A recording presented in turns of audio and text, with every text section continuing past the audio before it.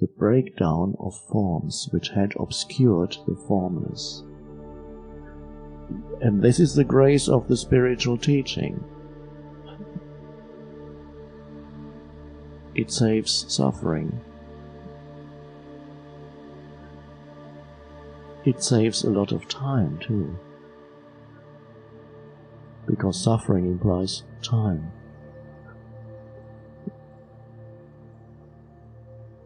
Eventually you would get there through more suffering, but the suffering that you have had has been enough to get you here.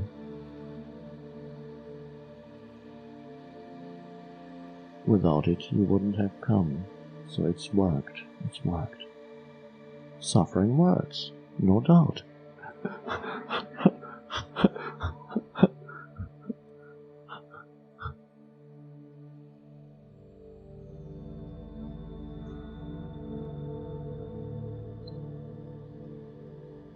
But it can take time before it really works.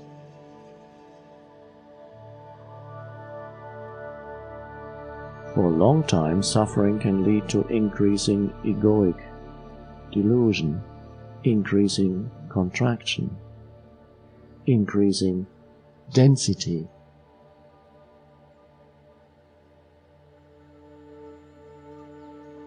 But a point is always reached when it becomes, when the auto-destruction happens, the density and the heaviness of it cannot sustain itself anymore, and goes,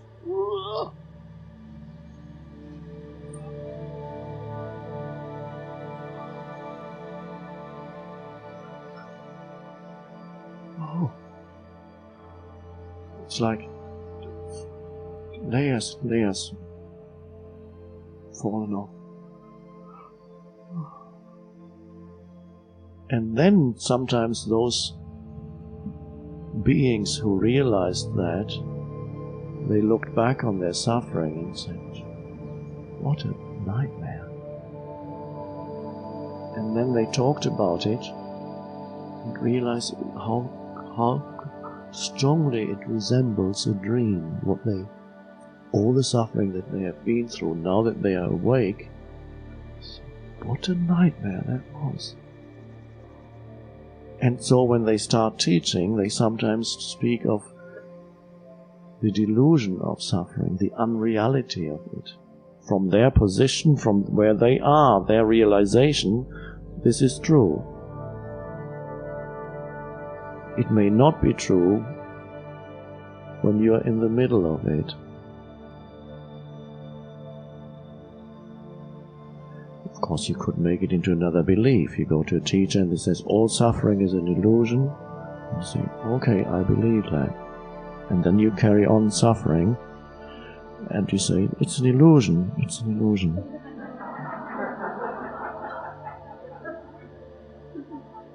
But it's a pointer. Suffering is an illusion, is a pointer. And one day, the little pointer may hit something.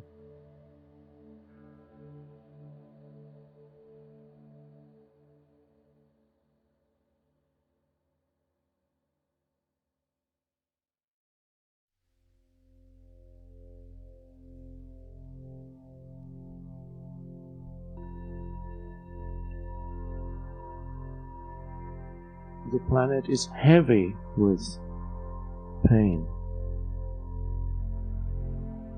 human pain, in the energy field of the planet.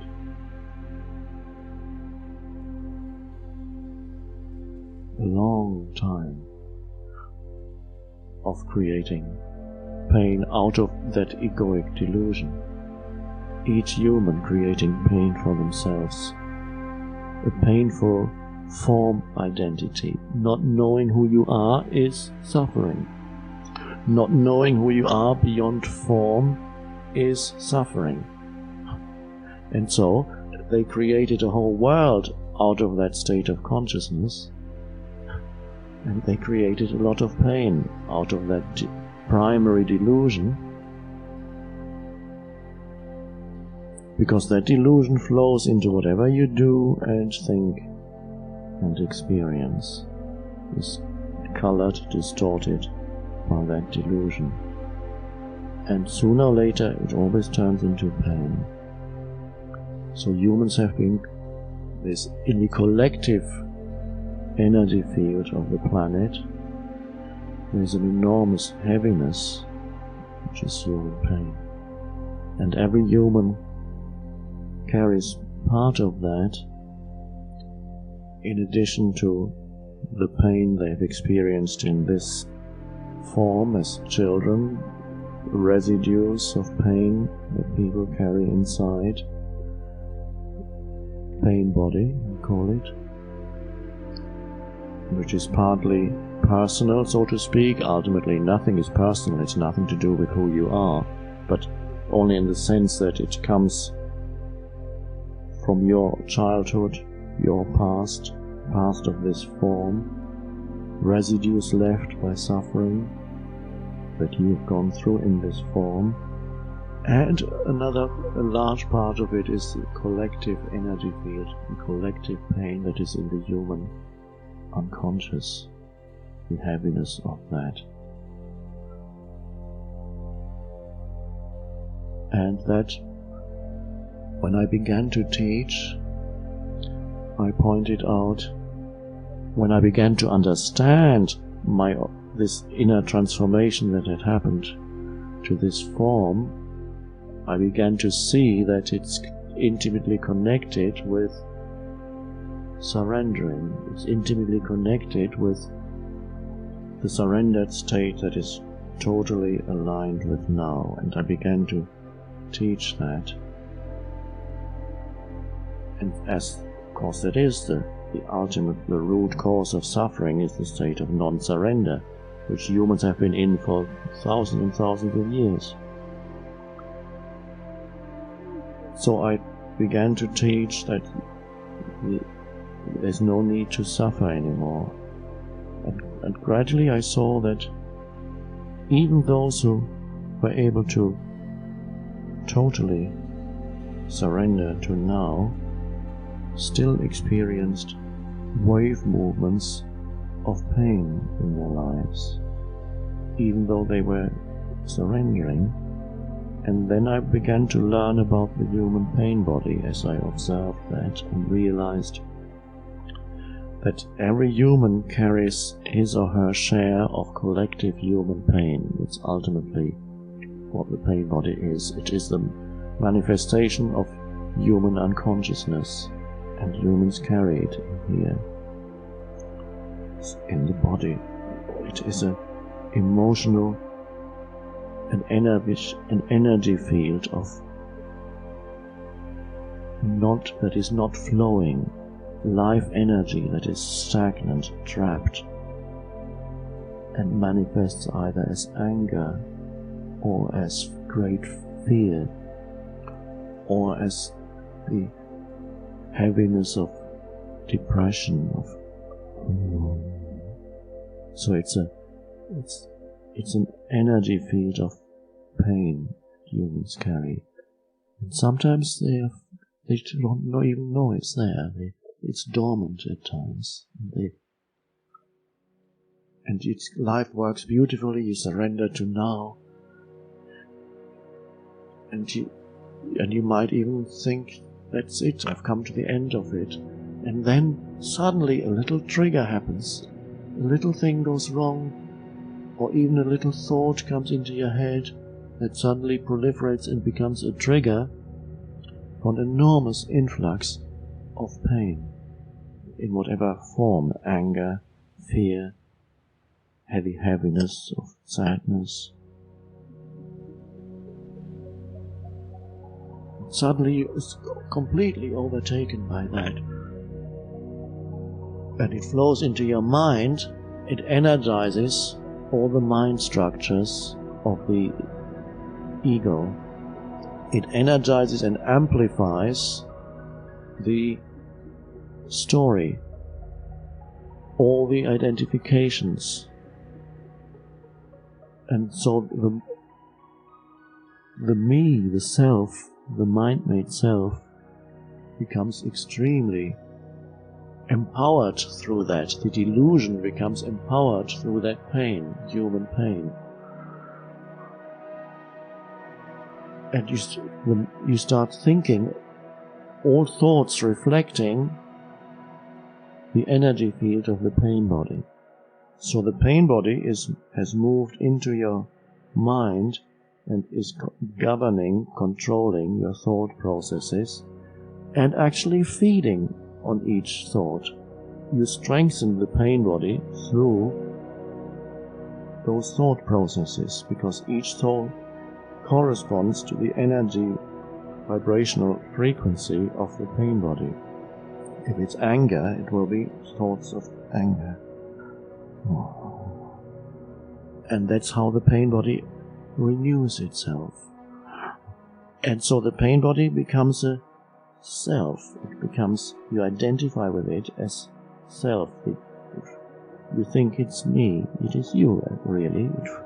It possesses you, so to speak. And it feeds on other people. If it could speak openly, it doesn't say that openly. It wants to make somebody unhappy. And it wants somebody else to make me even more unhappy. And usually it succeeds.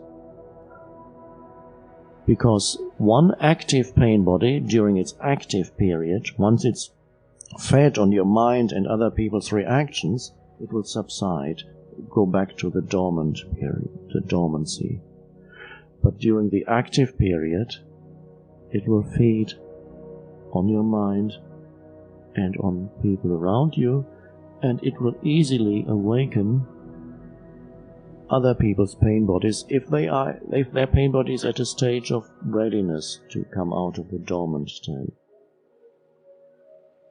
And so one pain body can easily awaken several pain bodies in its vicinity.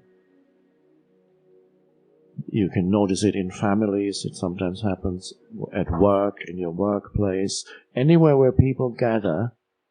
A committee meeting, one heavy pain body in a committee meeting can awaken every other pain body that has been dormant in that committee, and you get big drama.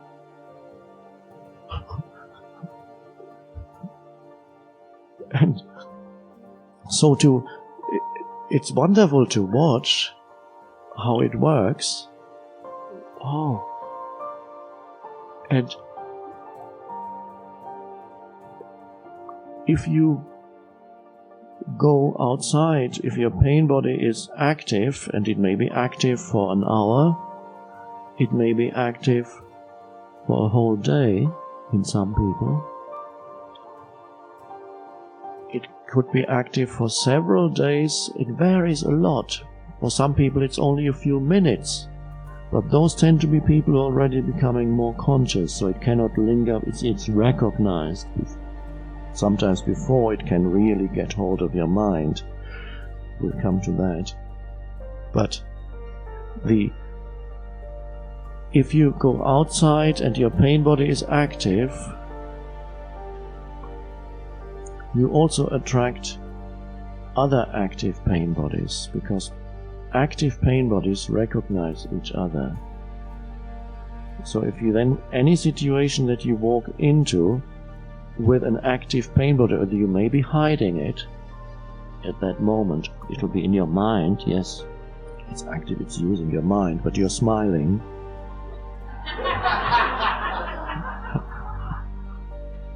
And suddenly somebody attacks you, verbally or in whatever way. And that was somebody whose pain body recognized yours and said, "Oh, here's food." And then you go away from that, and then you go around the corner, and it happens again. Somebody else attacks you, and the whole world seems to be hostile, because every pain body, unless they are totally dormant, in certain people. Maybe they've just gone through the active period and they just don't want any more pain. They haven't digested the pain yet. But every other pain body recognizes you. And they like to meet each other and feed on each other. And for some people, the pain body is associated also with the opposite sex. That's a strange thing that is not that uncommon.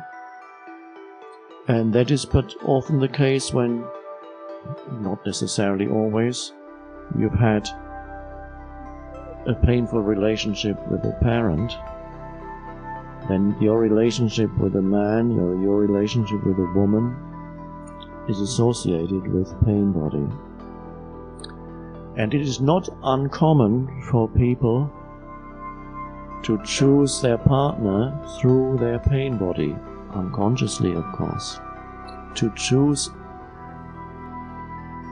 when you fall in love, quite often the pain body has a part in that. And this strong attraction you feel is partly the attraction through your pain body to somebody else's pain body who perfectly complements yours. And so you feel drawn to that person very strongly. And we all know people, perhaps even ourselves, who again and again are drawn to the same kind of person that creates the same kind of pain for them. They're doing it again. And then they say, this time I'm not choosing a partner with a pain body anymore. I want somebody conscious.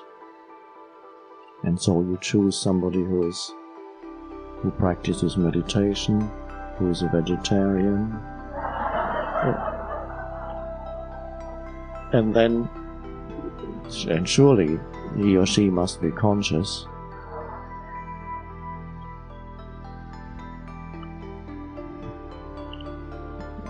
And maybe you forgot that Hitler was a vegetarian too.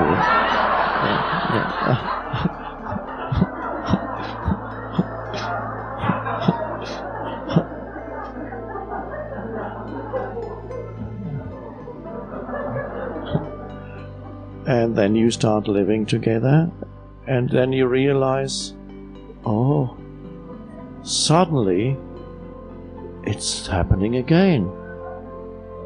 The same, I've fallen into the same, I've married the same man again.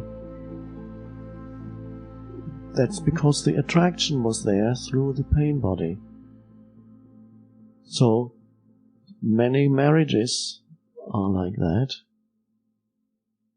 Made in, what's the expression?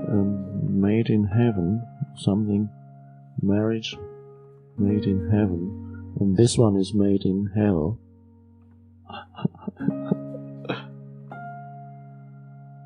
So, pain bodies recognize each other.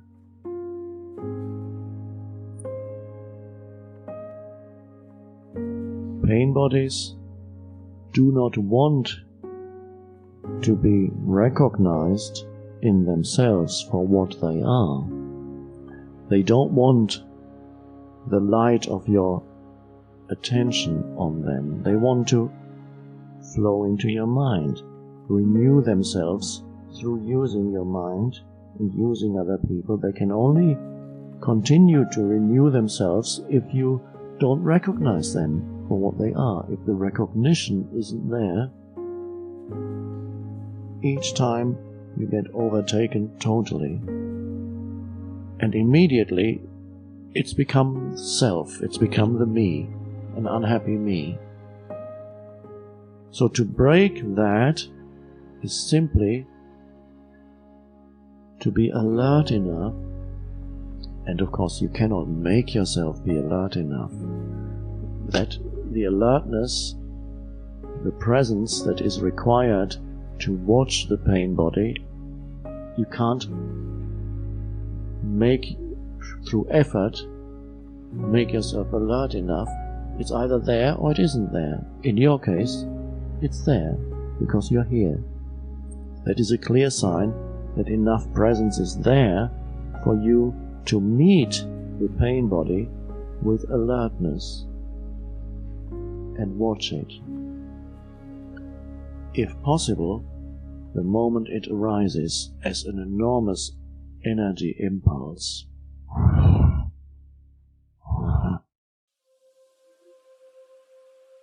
And to watch that. Maybe you can't stop it yet, you don't need to stop it. Just watch as it, if possible, catch it before it becomes a thought.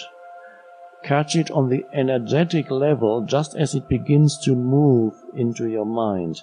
Now that is easier to do with certain pain bodies than with others. If your pain body's frequency is predominantly heavy, enormous heaviness and density, so when it takes you over, you go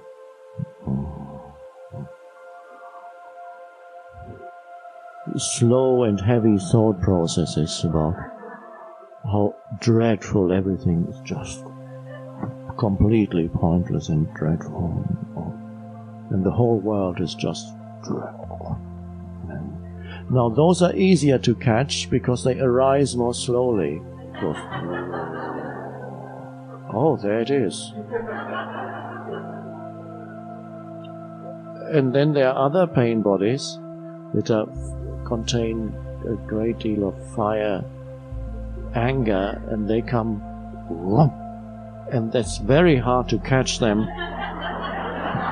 because there's virtually no gap. They arise as an energy phenomenon, but before you know it's an energy phenomenon, it's already become a thought and you're shouting at somebody.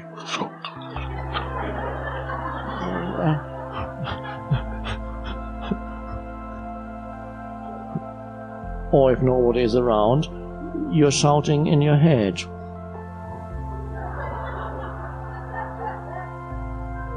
And so the pain body has already taken over your mind.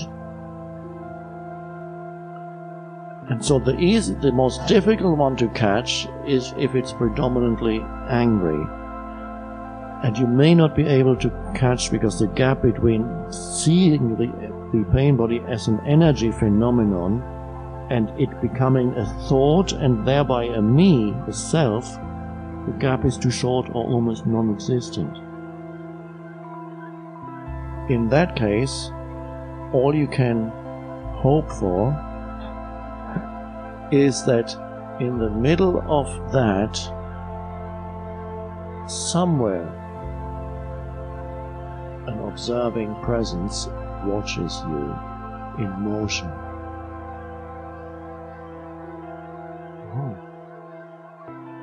And so from underneath the pain body there is a witnessing presence. But it may not happen yet. It may be that you wait until it's subsided, and then, very quickly, the awareness is there, and you suddenly realize that was the pain body. There it was, it just been feeding on my mind and on this situation. And the more consciousness there is, the sooner you wake up after it has subsided. You can wake up as the anger subsides. There is sometimes a gap when the energy field goes down, the pain body begins to leave your mind, begins to withdraw because it's been feeding enough. It begins to withdraw from your mind, and there, at this point when it begins to withdraw, you can sense it as an energy field. Okay, you haven't failed. You're there now. At any time you are there as the presence, it's fine. With now other pain bodies you can catch as they arise as an energy phenomenon. There it is. And you watch it, you allow it to be. This is the key. You allow it to be. You cannot fight it. The key is even here, to bring in the yes, because it is. It is. What can you do? It's right here. It is. It is the suchness of this moment. And so, you embrace it. If that's all you can, that implies that there is a witnessing presence. So you embrace it, you allow it to be, and the amazing thing is when you begin to realize that there can be, even in the case of the pain body, there can be a spaciousness around it. Even in the case of an angry pain body, which fumes and shouts, and suddenly you know it, and allow that to be there, there's suddenly a little bit of space around it. Freedom arises when you see the non-personal nature of the pain body.